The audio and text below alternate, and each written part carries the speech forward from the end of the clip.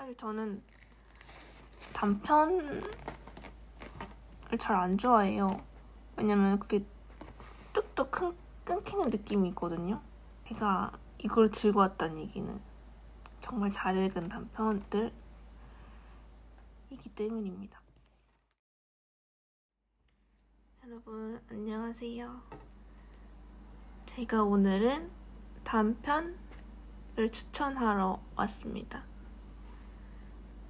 제가 가장 최근에 다 읽은 무진기행이라는 책인데요. 이걸 읽고 단편 추천을 한번 해봐야겠다 라고 이렇게 해서 한번 꾸려서 와봤습니다. 일단 이 무진기행 진짜 제 손에 꼽을 정도로 제일 잘 읽은 책 중에 하나이고요.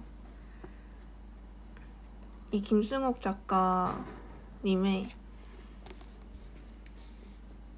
그 소설을 쓰는 방식이 굉장히 시적인 것 같아요. 다 말하지 않는데 그 안에 다 함축되어 있다고 느꼈어요.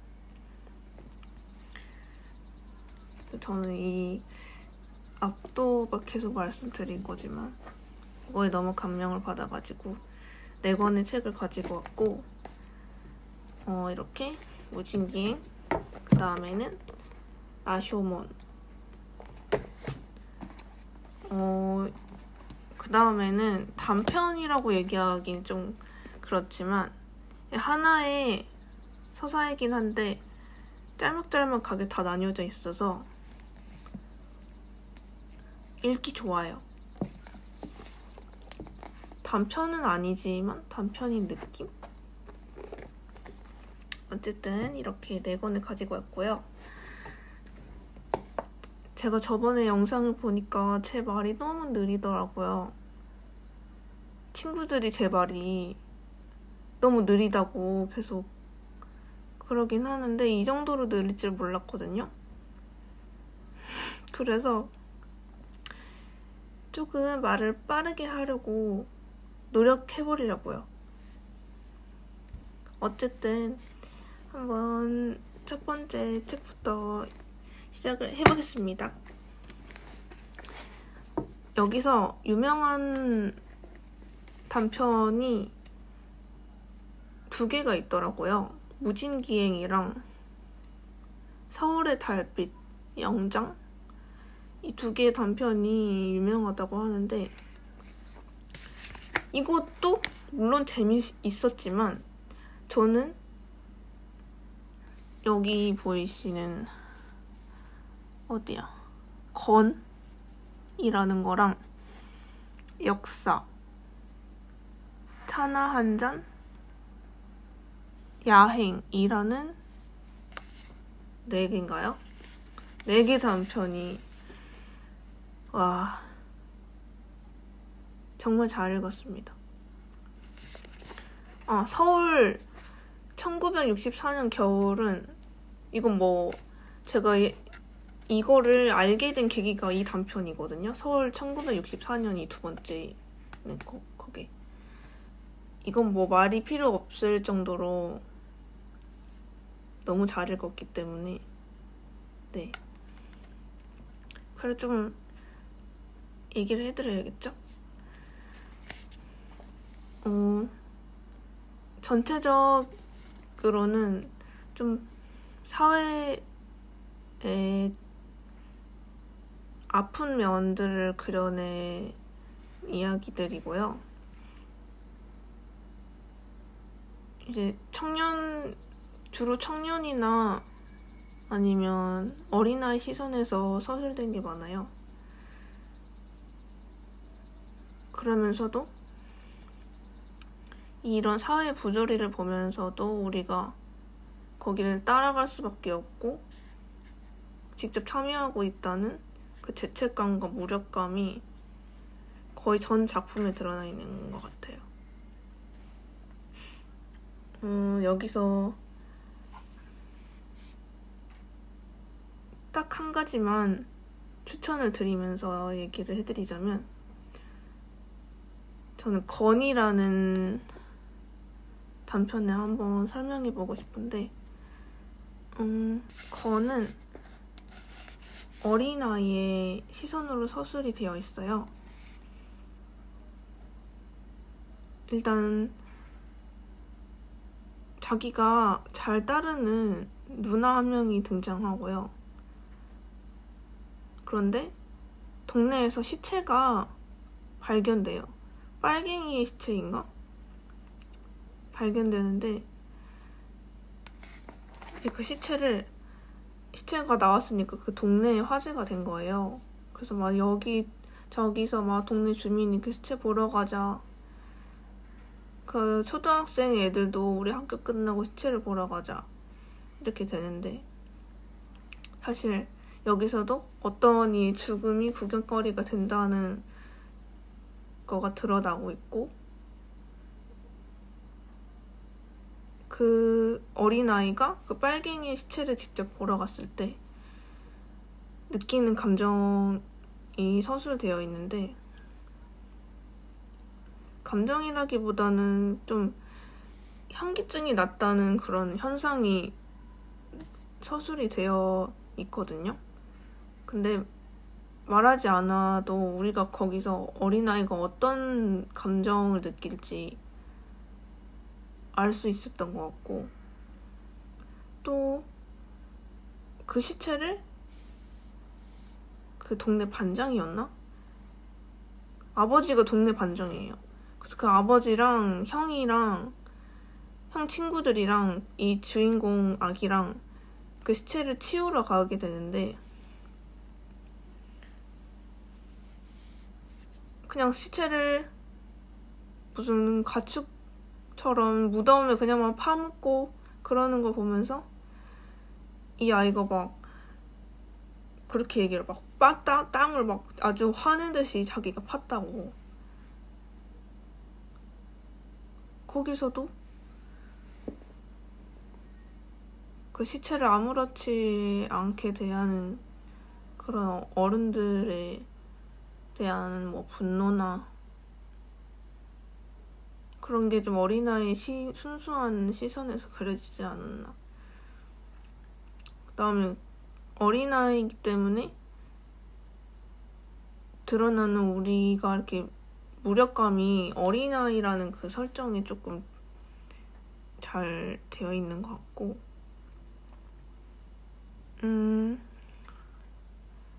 가장 그 결말이 충격적이긴 한데, 그 시체를 묻고 돌아오는 길에 형이랑 형 친구들이 그 애가 아끼는 누나가 걸어 내려오는 거 보면서 쟤를 따먹자 이렇게 해요. 근데 그 작전에 그 아기 보고 그 누나한테 내가 불렀다고 해서 저쪽으로 나오라고 해라. 그런 거야. 근데 자기가 아끼는 누나인데 어떻게 그런 말을 전할 수가 있겠어요. 근데 그 시체를 파묻고 온 그 아이는 누나한테 가가지고 우리 형이 누나를 부른다. 우리 형은 믿을 만한 사람이니까 어떤 얘기를 누나한테 해줄 거다. 괜찮다 우리 형은. 이러면서 막 자기가 더 거기를 가라고 누나한테 부추기는 거예요. 그 아이는 왜 그랬을까요? 아마 그런 부조리한 사회 속에서 자신의 무력감을 보고 뭔가 자기를 망치는 행동을 해버린 게 아닌가? 근데 거의 다 이런 느낌의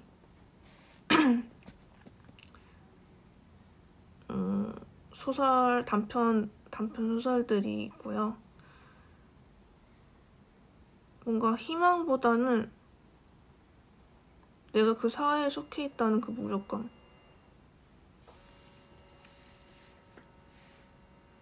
그리고 고발하는 내용. 그런 게 참 많았어요. 저는 사실 아무런 지금 사회에서 긍정적인 얘기를 하는 것보다는 이렇게 김승욱 작가처럼 이렇게 다 까발리고 드러내고 고발하고 불편하더라도 이렇게 다 드러내는 방식의 소설을 좋아하기 때문에 저는 제가 읽었던 소설 중에서 또 아주 높은 순위로 잘 읽었다고 할 책인 것 같습니다.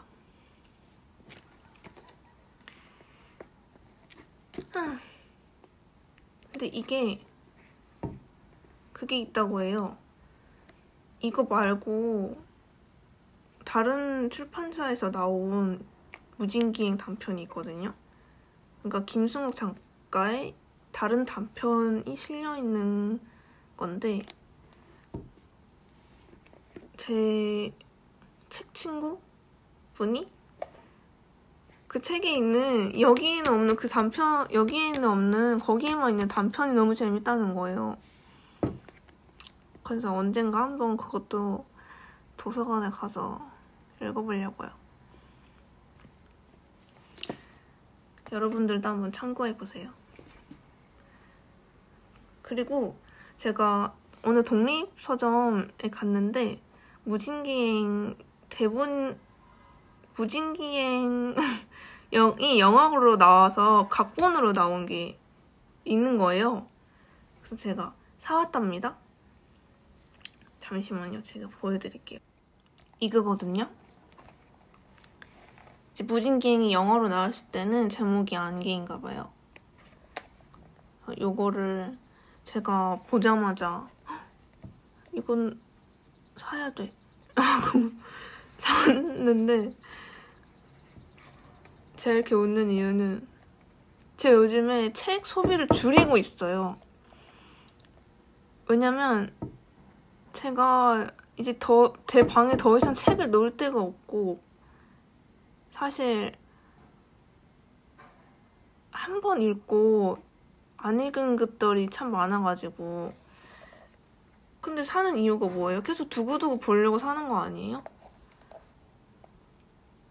한 번 읽고 말 거면은 굳이 살 필요가 없다고 느껴지는 거예요.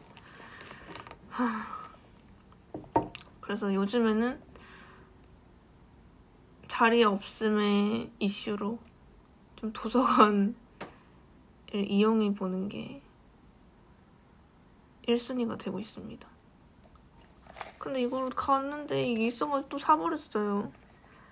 이건 사야 되잖아요. 그쵸?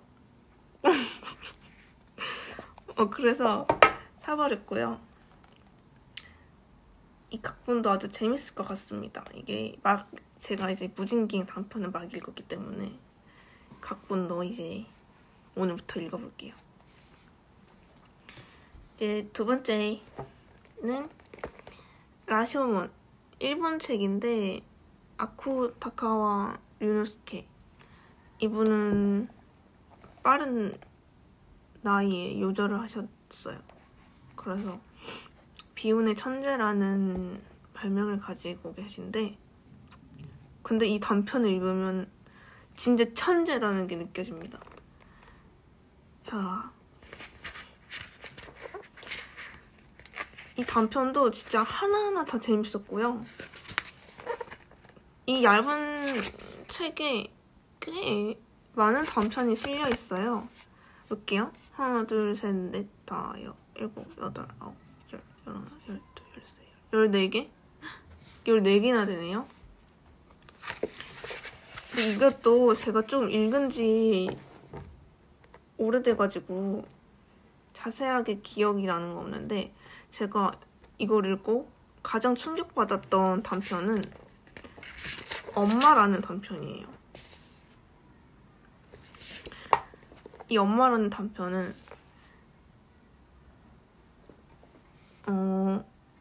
간단히 얘기하자면 어떤 부부가 있는데 아이를 잃은 거예요.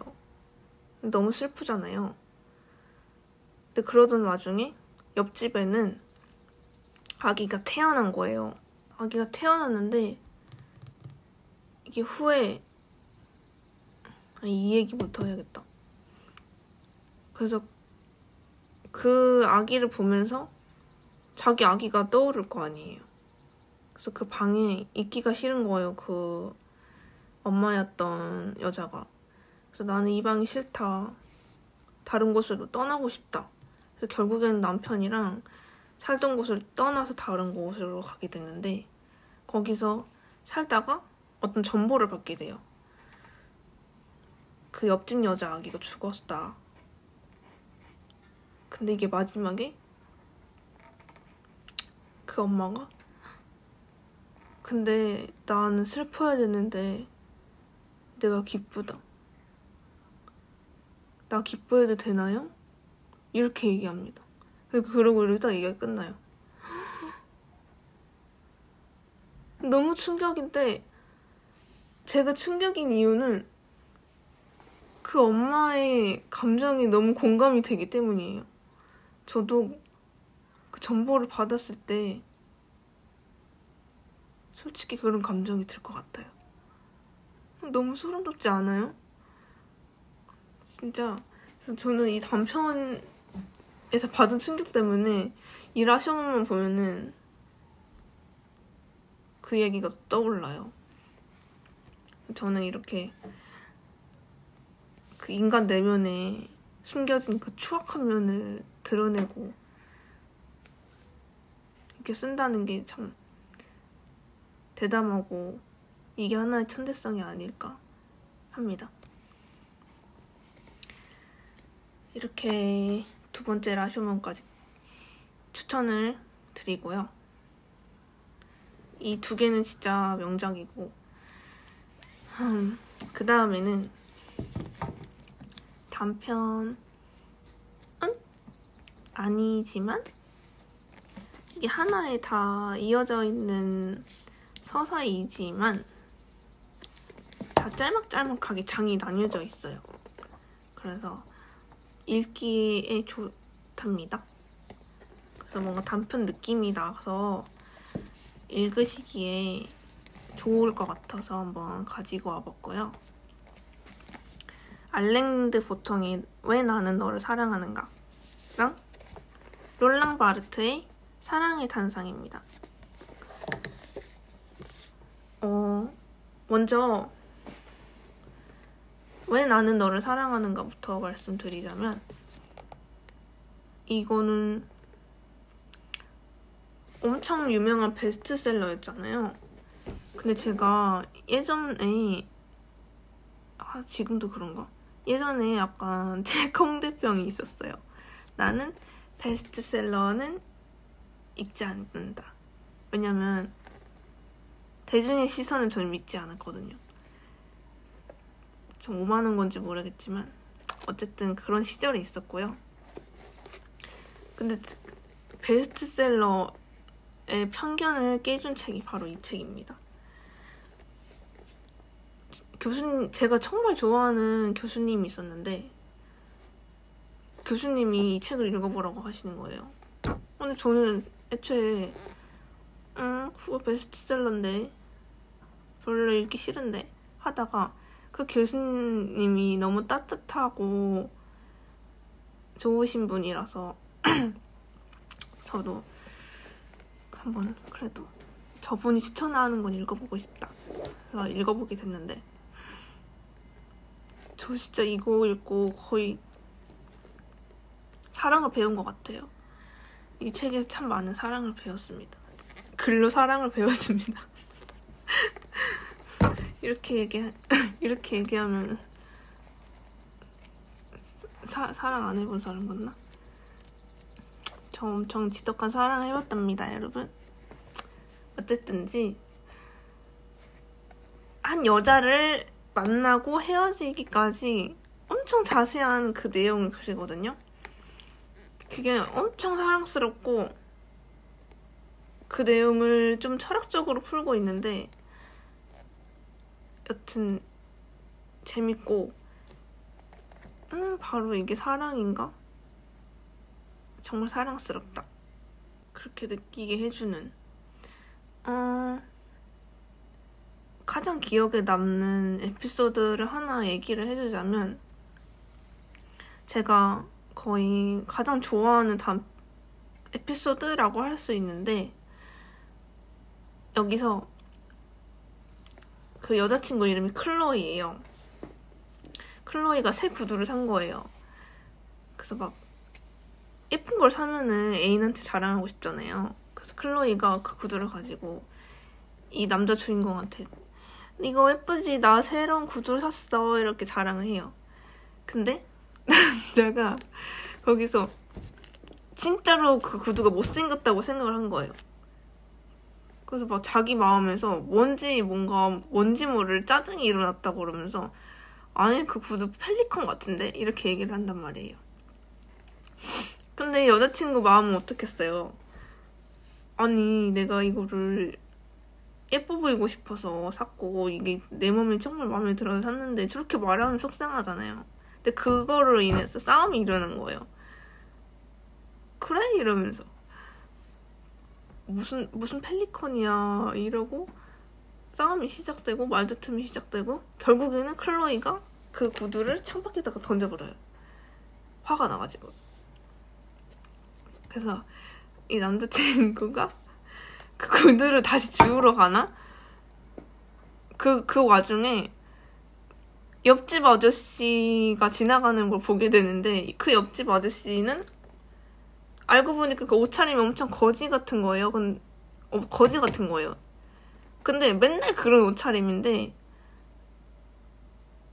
사실 그 옆집 아저씨가 그렇게 거지같이 맨날 입고 다녔을 때는 나는 화가 나지 않았지만 왜 내 여자친구가 못생긴 구두를 샀을 때는 화가 났을까? 왜 짜증이 났을까? 이렇게 생각을 하게 돼요. 그래서 그게 바로 뭔가 사랑을 하게 되면 그 사람이 자신처럼 느껴지기 때문이다. 이렇게 얘기를 하는데 정말 공감이 되더라고요. 정말 왜 제 애인이 데이트라든지 그럴 때 옷을 못나게 입고 오면 짜증이 나잖아요. 아니면 데이트가 아니어도 어디 중요한 자리를 가는데 너무 구리게 입고 가. 그럼 뭐 좀 짜증이 나잖아요. 내가 구리게 입고 다니는 것도 아닌데. 왜 그렇게 입고 가? 다른 거 입고 가. 이렇게 얘기를 하게 되고. 이게 진짜 그거를 읽었을 때 뭔가 제 모습도 보이고 반성도 많이 하게 됐고 좀 너무 자신이라고 생각해서 그런 거 같다고 공감이 되는 동시에 그럼으로 인해서 좀 나 자신과 분리해서 바라볼 필요가 있다. 그 사람을 조금 더 다른 사람이라고 생각하고 존중해줄 필요가 있겠구나. 그런 걸 좀 깊게 정말 제 머리에 박히도록 생각을 하게 해줬고요. 이게 끝내려다 보니까 또 하나 생각나게 있어버렸어. 하나 더 말씀드릴게요. 이건 정말 제가 좋아하는 얘기라 가지고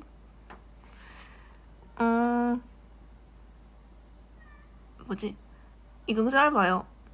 어느 정신병자가 자기가 계란 노른자라고 생각하는 정신병자가 있었대요. 근데 그 사람한테 어떤 치료를 해도 듣지 않는 거예요. 그래서 근데 그 정신병자는 그래가지고 어느 치료도 받지 못하고 맨날 자기가 계란 노른자니까 터질까봐 정중긍긍을 하면서 지내는데 결국에 어떤 정신과 의사가 그 사람한테 진단을 대신 그런 걸 내려줘요. 식빵을 하나 줍니다. 이거는 당신을 보호해줄 토스트 식빵이에요. 이걸 가지고 다니면 당신 터지지 않을 거예요. 그래서 그 사람은 항상 이제 그 토스트 식빵을 들고 다니면서 불안하지 않고 살 수 있게 됐어요. 그래서 그 얘기를 좀 보고 감동을 받고 과연 내 토스트는 어디 있을까? 이런 생각도 하면서 누군가를 치료해주는 데는 꼭 진단만이 답은 아니겠구나 이런 생각도 했던 것 같아요. 어쨌든 지금 제 얼굴이 너무 가깝네요. 그래서 이거를 꼭 한번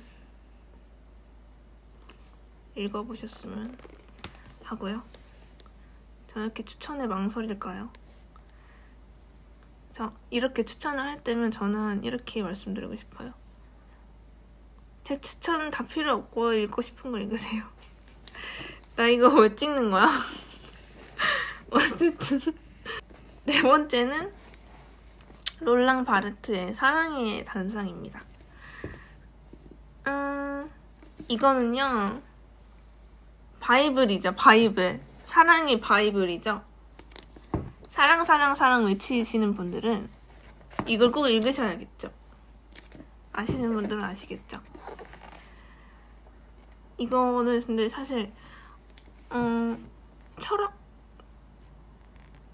싫어하시는 분들, 조금 나는 뭐 깊은 얘기 싫어, 뭔 말인지 모르는 얘기 싫어, 이렇게 하면 안 좋아하실 수도 있어요. 근데 저는 이게 바이블, 사랑이 바이블이라고 생각하거든요. 거의 이거는 항상 성경처럼 가방에 가지고 다니면서 어느 페이지를 펴서 읽으면 좋은 그런 책이에요.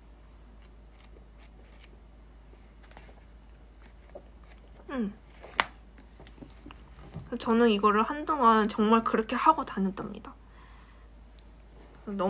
이게 너무 좋은 책이라서 제가 흥분할 수밖에 없었네요. 이거는 뭐 어떻게 서술이 돼 있냐면,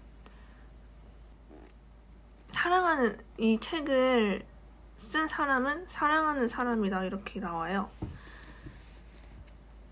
그러니까 사랑을 받는 사람이 아니라 사랑을 주는 사람이 이것의 서술자이다 이렇게 설정이 되어 있고, 다양한 주제로 그 사랑하는 사람의 시선에서 그걸 철학적으로 좀 풀어내는 단상들입니다. 제가 가장 좋았던 것 중에 하나는 사랑하는 사람은 기다리는 사람이다 라는 메시지였는데요. 거의 사랑이긴 하지만 거의 짝사랑처럼 서술이 되곤 해요. 어느 카페에 앉아있는데 누군가 와서 나한테 말을 걸고, 근데 나는 그 누군가를 좀 피하기 위해서, 그 사람한테 흔들리지 않기 위해서 다시 내가 사랑하는 사람을 불러온다. 내가 사랑하는 사람은 언제 어디서나 존재하게 되는 거죠. 근데 이거를 좀 읽고 나면 슬퍼지기도 합니다. 왜냐면 짝사랑은 언제나 슬프기 때문에. 짝사랑이라서 좀 더 숭고한 느낌이 들기도 하고. 어쨌든 책은 정말 바이블이기 때문에 집에 한 권씩 두시는 걸 추천합니다. 이 출판사 어디요? 제 홍보대사로 임명해주셔야 되는 거 아닌가요? 어쨌든지 오늘 추천은 여기서 끝이고요. 이렇게 그거 뭐야? 4권, 이거는 끼어있는 거고요. 4권의 책을 추천을 해드렸습니다. 사실 저는 단편을 잘 안 좋아해요. 왜냐면 그게 뚝뚝 끊기는 느낌이 있거든요. 그래서 장편 소설을 읽었을 때 그 서사가 긴 거랑 좀 재밌는 얘기를 길게 볼 수 있다는 점, 그것 때문에 장편을 선호하는데, 제가 이걸 즐거웠다는 얘기는 정말 잘 읽은 단편들이기 때문입니다. 앞으로도 저는 다양한 소설을 도전해볼게요. 제가 너무 한국 소설에 관심이 없는 것 같아서, 아니 관심이 없어요. 그래서 요즘에는 조금 한국 소설을 읽어보려고 노력 중입니다. 재미있는 게 있겠죠? 아무튼 이제 봄이 오니까요. 따뜻한 봄 맞이하시길 바랄게요. 그럼 안녕.